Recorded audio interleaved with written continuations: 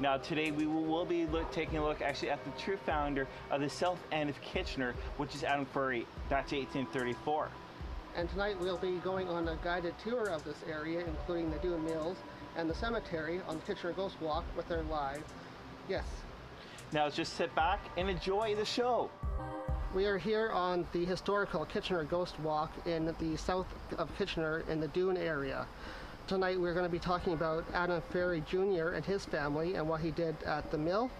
And then later on go up to the cemetery, which is also in the Doon area. So I'm here though with Wanda. She is one of our guests here on the show. She's going to be helping us out as our psychic tonight. Thank you for joining us. Yeah, thanks, Trevor. Have you ever been down to this area before?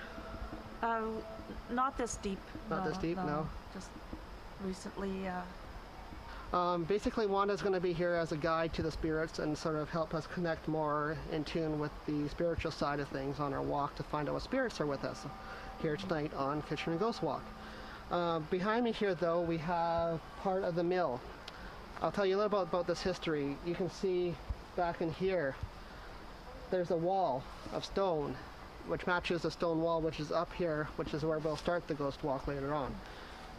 This is how far the mill, the Doon Mills, originally went down, about 300 yards or meters, or whatever you want to call it, down to this spot. And the other half is up here, which is the ruins. But most people only know that ruins. The ruins are still way down here. It was this whole property from up there, down here, and along Snyder's Creek, which actually runs next to us here. So that was the whole area for the mill, which is what we're going to be talking about tonight. Next we're going to actually do is what we call opening you up to the spirit world. And basically it's safe. It's a way for you to communicate with the spirits that are on our walk, for you to see them easier, hear them easier, for them to communicate with you. We'll start by opening you up, and then at the end of the walk we'll actually do a closing ceremony as well, so that nothing attaches to you and nothing follows you home. So you just are open for that time that we're on the walk. And Wanda here will actually lead us now in that opening of your chakras. I like to do just a short little meditation. Please close your eyes and take a few deep breaths. Imagine a bright white light above your head coming down from the universe.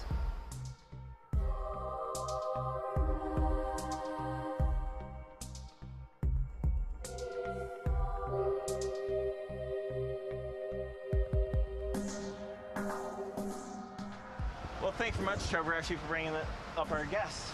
Let you guys know that right now we are standing actually on the original property, which Adam Ferrie, which is actually a descendant of my family, actually founded. Now this property area was founded actually in 1834.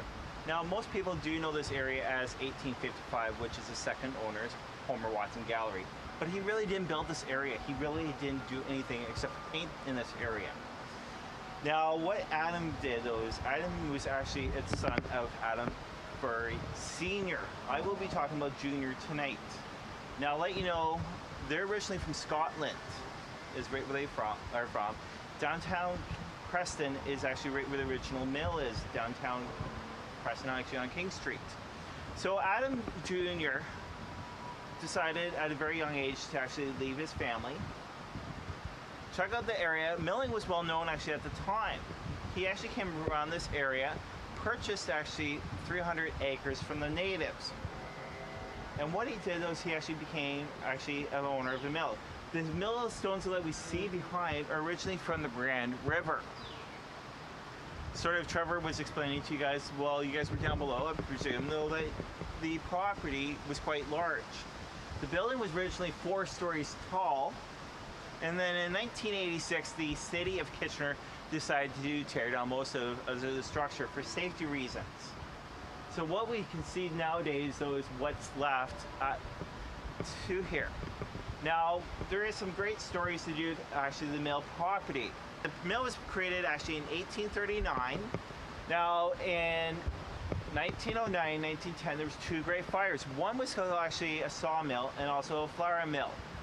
there was approximately 100 people to do with the two fires that actually perished. So it was actually men and women that used to work in here. So that's what happened. Now there's also some claims actually to do with the mill water that's sort of behind you guys. Is still that there's some great stories about that. Now the one story though is there's actually a drowning of a woman that's actually down there. People have actually seen her and actually heard her down there though that was drowned. But there's breaks actually down in the river right now though, that you guys can sort of see. And it's thinking as though the water does flow a lot stronger. The breaks were not there at the time, so the mill was actually was run by water. And that's one thing that actually Adam did want, was the mill to be run by water. Now going back sort of to do with the stories and all that, I will be playing a trigger object. Then we'll get Wanda to come in afterwards and actually get her to tell us what she feels. With you guys can also explain sort of what you guys have to feel. What we're going to be doing is called a trigger object, and it's sound effects actually of the mill.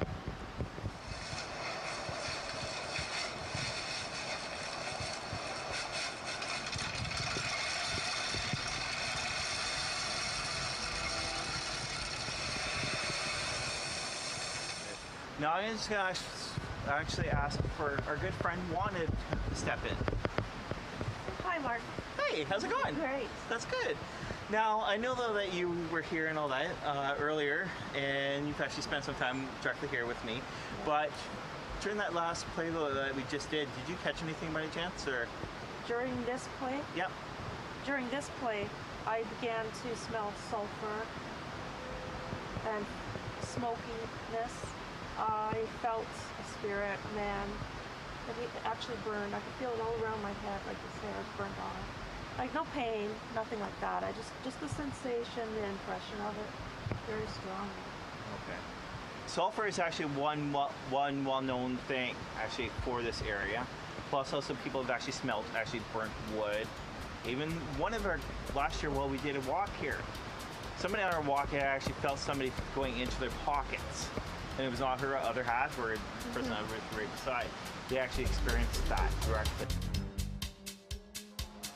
Okay, all right, so basically though is I have a story to do with this location, and also what you guys can sort of see back in here, the darkness. The darkness is originally to do with the fire. Now most stones will actually have had a fire, usually get rid of it, but this location has not got rid of it. So we got the dark there, we got also the dark up here to do with the fire originally. Now we've actually had some people actually come from other teams and all that. They've also actually have sensed actually probably right where the fire has started from. But a couple years ago we actually had somebody working actually with us, and the funny thing though is we were heading down towards the creek. So we were coming back up and he was like, all right, I don't want to go near the location because of the hole. Now the thing though is Trevor was directly behind. So he saw the young guy trying to avoid that area. But we got up to our final location and he's turning around. He's like, where's my smokes? He came back and he found his smokes located in here. So what we usually say to people though that takes walks with us, if you have smokes, please hide them. Make sure that you're secured with them because of that little problem. You never really know exactly what could happen. I saw that. I did. So this is one little crevice here, though that probably the fire actually started from. Now what we will be doing though is taking you around the corner to give you some little history to use my own history to do with this mill since I'm originally from this neighborhood. Okay, so we are located actually up at this fabulous location, which is actually before we enter the mill. Now, if you do notice, actually up behind Tim here, it does say the mill right when the mill was created, which is 1839. So it does actually tell you how far back in time it does go. And again, though, this structure, what I was saying earlier, was 4 stories. Now, one thing though that they actually do believe, though, that actually right here behind these two fabulous young ladies is right where the doorway was originally. So we used to go up quite high. That's where a lot of people actually do believe right where the doorway was. So they used to come across and all this and that. And the aisle which you guys will be going up the laneway is right where they originally brought the horse and buggies, actually downwards. Now, in this area, though, a couple years ago, we actually had a young girl actually on the walk with us. She was wearing a summer dress because it was a lot warmer than what it is now. And she actually stopped me and she said, "Mark, I have to stop you for a second." I was like, "Why?" She's like, "Because I'm feeling something moving." She actually had a pendulum. We all know what pendulums are. So she had the pendulum moving actually upwards. She did not notice exactly it was moving up now until it touched her shoulder, right in this location. So, now another thing though is with my childhood, I used to actually come down here, cycle down here. I used to see this height. One thing I know is I was like, I don't like it. It's worthless. Before I actually did the archive history, I found out a little more family. They used to come around, so they're like, "Oh, I'm gonna kick it. I'm gonna kick it. I don't like it. I'm trying to ruin it." Until I actually did archiving and also the history about this location. I originally found out what this was. This was actually a water pipe, right? And it's so thick that it's actually still standing to date. Most pipes from actually back in the 1839 time period are not standing at all. Now I'm gonna pull Wanda in. Hi, Mark. Hey, it's been a while. It's around the corner. Now I know basically those we did a short little break. But you saying though that you were feeling something? Yes, I was really feeling a heaviness in this area tonight. A lot of sadness, almost like a depression, like the seriousness of the tragedy is I'm connecting to tonight. And I just can't shake it. It's really strong and a little bit disturbing, but because I can't shake it right now. Okay. Yeah, there's a lot of serious tragedy that happened in the area. I'm feeling it. I don't know the history of this place. So it makes me want to go and do some research of my own. All right, thanks. All right, so basically though thank you very much, Wanda, for actually indicating that. There is some great tragedy actually to do with this area, even though that it was originally founded, again, in 1839. Adam Ferrie Jr. actually did die at a very young age, approximately 34 years old, from a major heartbreak. He was in love with actually a lady, but the lady was actually not white, she was actually dark colored. So Senior did not approve of that and forbade actually for Junior actually to fall in love. Adam Ferrie actually did commit suicide and did pass away. So his ashes are and burial spot is unknown. But with Senior though, he's actually buried in Hamilton, Ontario, which is just down the road here from Kitchener. But we're not too sure where Junior is buried. Our next location that we will be going to is actually to do with Junior's brother's original property, which was farmyard. But the farmyard has been changed into a graveyard. Up there I will be taking you to a couple of stones of famous people who will deal with this.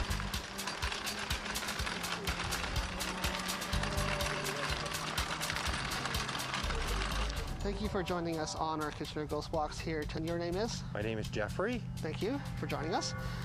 First of all, have you had any experiences here tonight while you've been on the walk so far? Several times I felt a cold presence in front of me, but...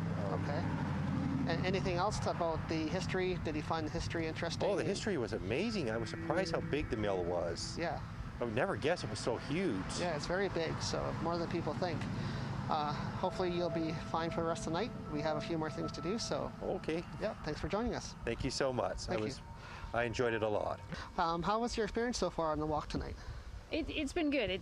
I'm honestly the cameraman behind the scenes, and when we were doing one of our last shots, it was just you and I at the top of the hill, and it felt really crowded. Like I was like, okay, everybody back up. Let's.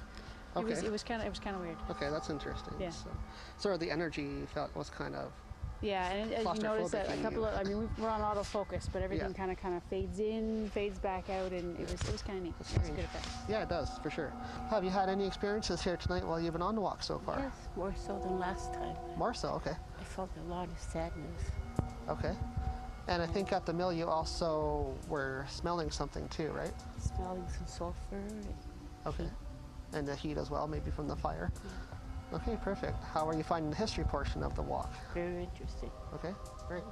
Well, thank you for joining us here today. So we're actually here at the Doon Presbyterian location, which was originally actually Adam Ferrie Jr.'s brother's property. It was originally farmland, and also later in life, though, that the Doon Presbyterian Church took over actually on the one side. The other side is actually a different cemetery. Now, I'm going to be actually explaining about some people that are actually buried inside the cemetery, and there are some claims actually, though, that we will be explaining later on throughout this walk.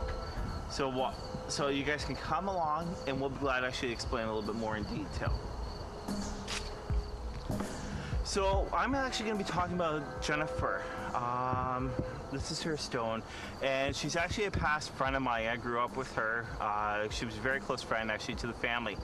Now, there is a great story actually to do with Jen. Again, though, she was our paper girl. But what she decided to do, though, was with my sister in my parents' basement. Well, my parents and I, we were gone actually out of the country. Was play with the Ouija board. Now, what Jen had did, though, is she actually asked the Ouija board, when am I going to die, how am I going to die? And it all came true. Now, I'm going to bring Wanda in. Wanda, would you like to come in by any chance? Oh, hi, Mark. Hey, long time no see ever since the last location. That's right. So, it's been a while. All right, so I know, Wanda, that we're basically professionally trained with the Ouija board. And some of our guests here have actually experienced, like, not experienced, but have indicated sort of what they have actually had wrong with them.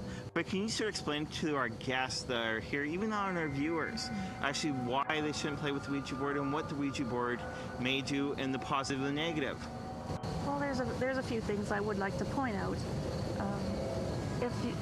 If you're playing with a Ouija board, a lot of times people will just end up at a place where they're playing it, and you'll need to know what's happening. One way to protect yourself, you may, if you have sage and you're prepared, you can sage yourself as well. And sage everyone that comes into the room before you begin. And when you're ending, always say goodbye. Always thank the spirits for the messages.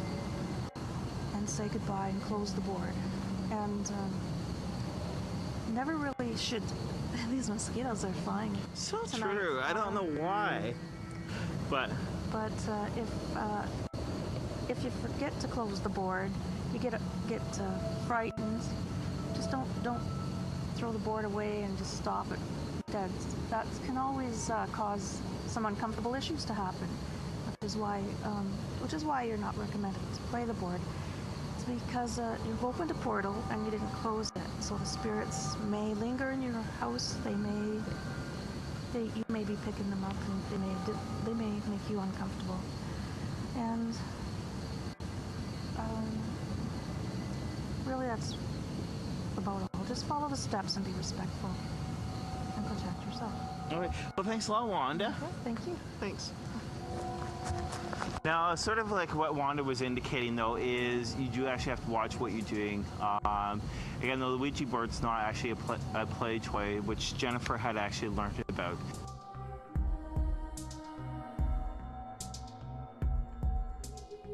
Okay. Now, do you guys know approximately who this would be based off of? Snyder's from Kitchener. The meat guy? You guys are sort of correct. This is actually to do with Joseph Schneider's actually parents. Joseph Schneider did actually purchase actually some property out here shortly after when Adam Ferrie's brother actually did sell actually the house and started turning it actually into the graveyard. Now, this stone here is actually part of the history to do with this area.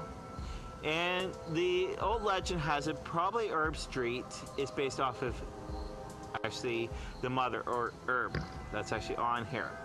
Now, there's also another story, though, that actually does deal with this area, which along the side here, there's a couple of stones. And since Joseph Schneider's family did die, actually sort of at a middle age to a late age, there was not that much money because Joseph Schneider just opened up the business.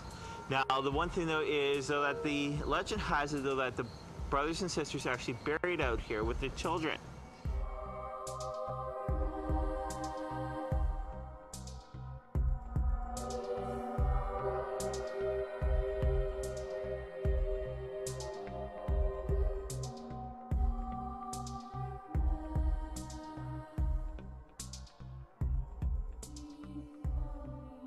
Okay, so one thing that we like to do actually for closing, since Wanda did actually open everybody up here, is actually white meditation for closing. Now, I'd like for you guys to close your eyes, please, and what we're going to do, though, is actually talk about a candle, a white candle. You guys are in a dark room with the total white candles just sitting there, not even lit, but you see a box of matches. Now what you do is you actually go for the box of matches. You take one match out, and you're going to strike that match and bring it down to the candle. Now you strike that candle really bright. What you can see though is that white candle is very, very bright. You really can't stand the light, but you need it there. Now what you're going to do though is you're going to bring the light actually inside of you. You're going to grab hold, bring it to your inside of the heart area. You're going to bring that to you. Now that light will actually be shining throughout all your pores. Now the thing though is, with all that bright light, if there's any darkness that comes around you or any worries, just think about that white bright candle, though that's actually brought forward, that you've actually lit, that's actually inside you. And may that candle be with you at all times.